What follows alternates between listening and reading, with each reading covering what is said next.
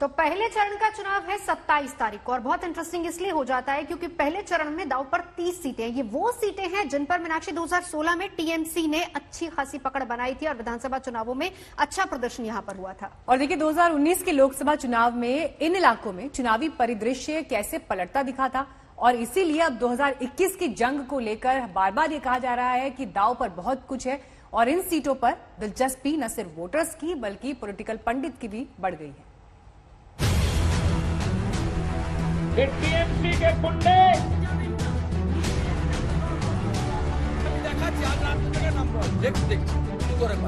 पांच जिले और दांव पर 30 सीटें।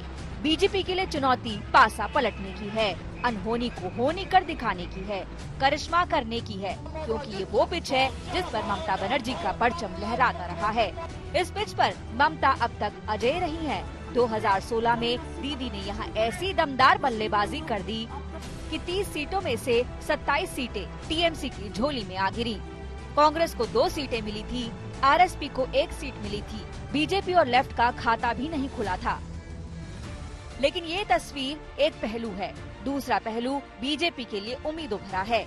कैसे, वो हम आपको बताते हैं। पहले चरण में पश्चिमी मिदनापुर, पूर्वी मिदनापुर, झारग्राम, पुरुलिया और बांकुरा में मतदान हो रहे हैं। 4 जिले पूर्वी मिदनापुर, झारग्राम, पुरुलिया और बांकुरा जंगल महल क्षेत्र में आते हैं। 2019 के लोकसभा चुनाव में बीजेपी ने इसी जंगल महल इलाके की 8 सीटों में से 5 सीटों पर कब्जा जमाया था। बीजेपी को 2019 के लोकसभा चुनावों में इन इलाकों में सबसे ज्यादा 47% वोट हासिल हुए थे। इसीलिए बीजेपी को लगता है कि जंगल महल में चुनावी मंगल हो सकता है। ममता बनर्जी को उनके ही गढ़ में मात दी जा सकती है। ये वो इलाके हैं जहां शुभेंदु अधिकारी के परिवार का दबदबा रहा है।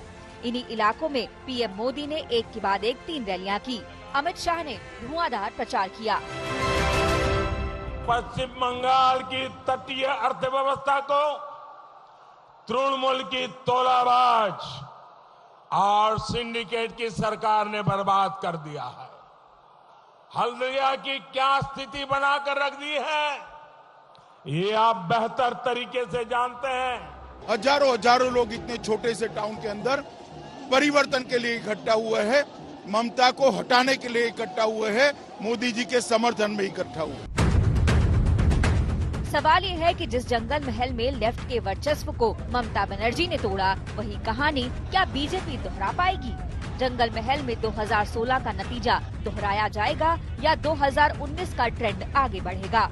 आज प्रचार का आखिरी दिन है, लेकिन जनता के दिलों में तो जनादेश अब तक दर्ज हो चुका होगा। हल्दिया से अनुपम मिश्र के साथ आज तक ब्यूरो।